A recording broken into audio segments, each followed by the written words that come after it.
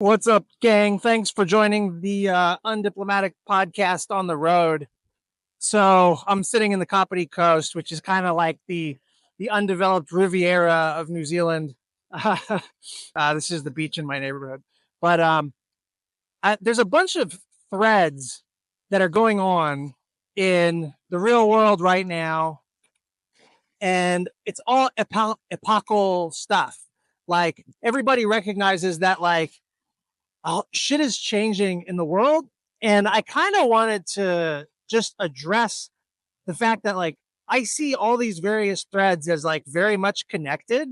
And if there's like a bottom line to whatever this rant is that I'm doing, it's that, like, everything that you think you know about geopolitics and international order is like probably wrong. And so if you're a policymaker or a think tanker, you're reacting to events and you're rightly concerned about events that are happening right now and that, like, Trump is driving in certain ways, but you're probably reacting to them in ways that are not good or not in your interest, and I think that, like, what I'm saying is, like, there's a good chance that if you're like a foreign policy professional of some kind, you're probably misdiagnosing the situation that you're rightly freaked out about and trying to respond to.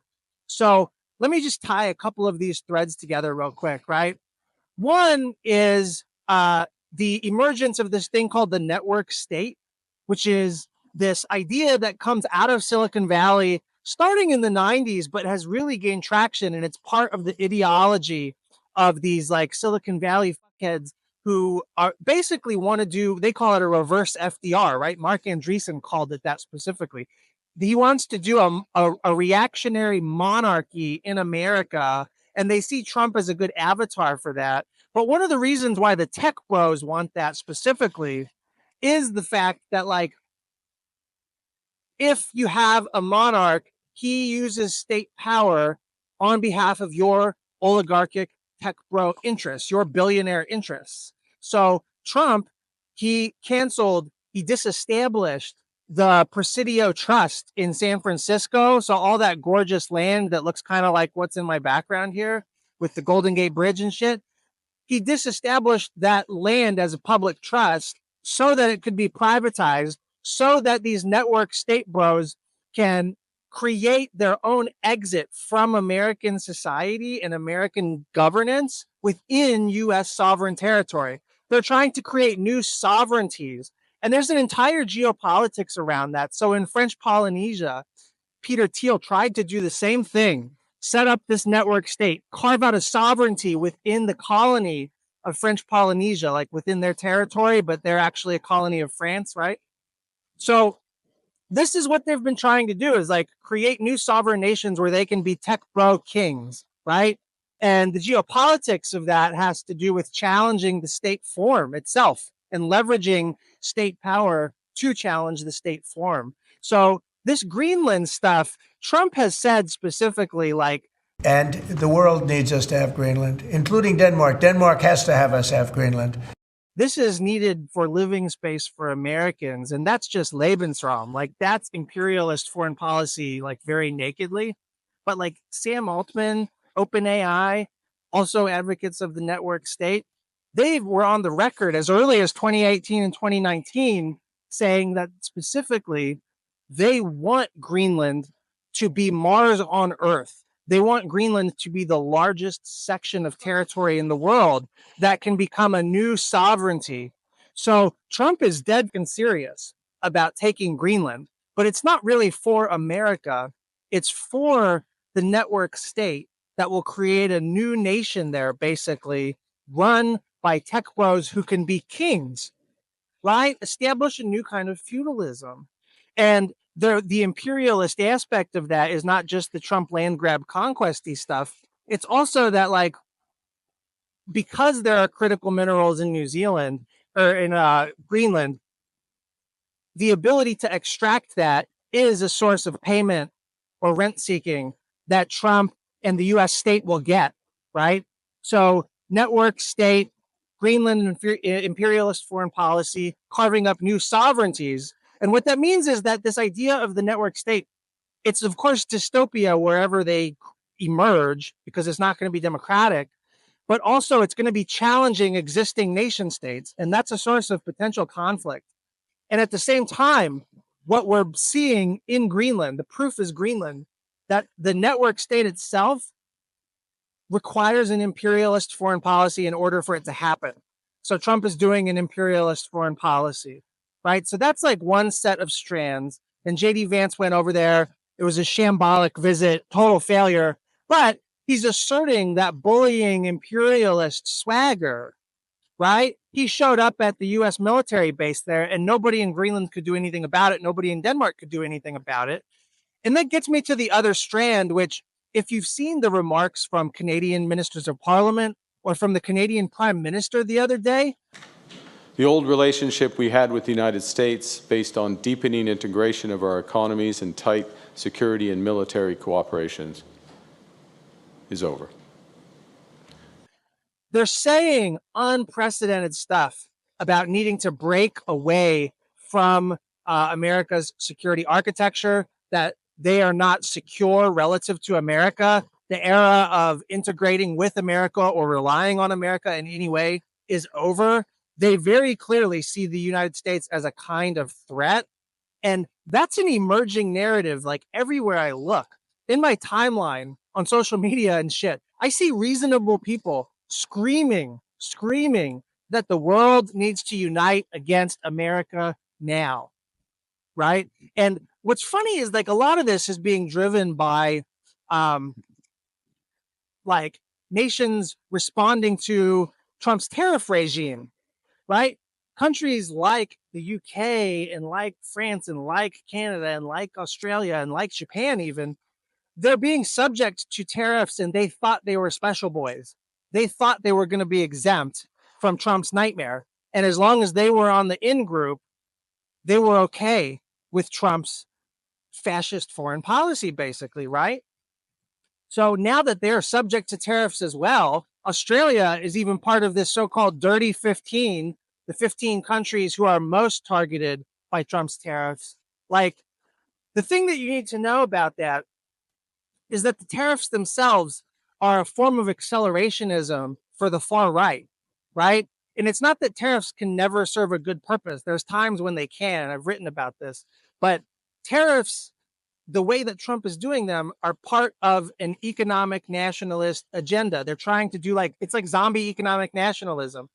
They're trying to consolidate nation states, break up the architecture of multilateral institutions around the world.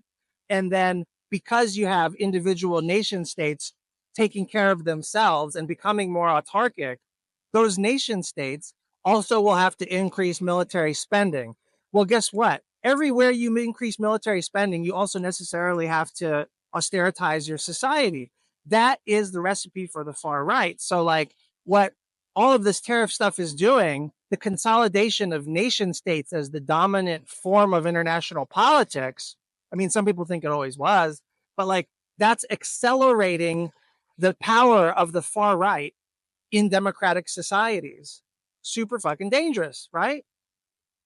So we've got Greenland, the network state, imperialist foreign policy, critical minerals extractivism being an excuse for a lot of this stuff, right? But basically, like, when you see empire forming and when you see an imperialist foreign policy in action, and there's ways in which the US foreign policy has always had imperialist elements to it, but when you see it becoming so naked, that's really the first sign of decline. You know, it's the need to use force to engage in land grabs, conquest. That is primitive accumulation.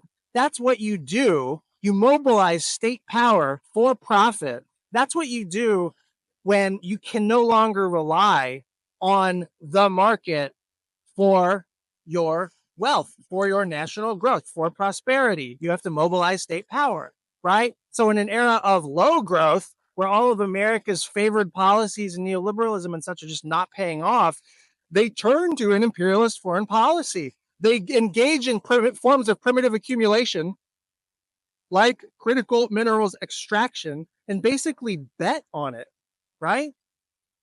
So Canada and the rest of Europe is right to be trying to break away from the United States. everybody is right to be freaking out.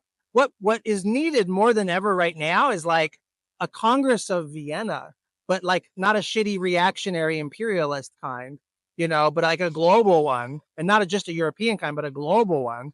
The Congress of Vienna was the European ruling classes getting together and coming up with a form of like a balance of power order in Europe to stabilize the continent after the defeat of Napoleon. Napoleon was this conquest dude of all of Europe. And it's only by banding together that they were able to stop him. You could say that the story of Hitler was a similar story, right? The difference is there was no Congress of Vienna. There was no concert of Europe emerging out of defeating Hitler, right? It was the Bretton Woods system and IMF and, American dominance and all that stuff. But the Congress of Vienna, like, it was reactionary, it was imperialist, it was a ruling class thing, but it did buy some stability for a time. And it was an attempt to create a stable international order in the wake of defeating this super fucking bad guy in Napoleon, right? And so the world desperately needs something like that now, a concert of Europe, but not a shitty imperialist one, and not one that's just focused on Europe, but global, right? So the thing that I've said this before, but that I'm super worried about right now is that Europe's military spending in response to seeing Trump as a threat, right?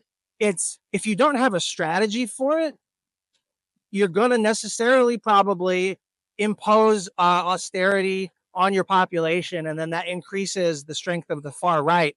And the very reason why J.D. Vance and the MAGA guys hate Europe is not because they hate Europe.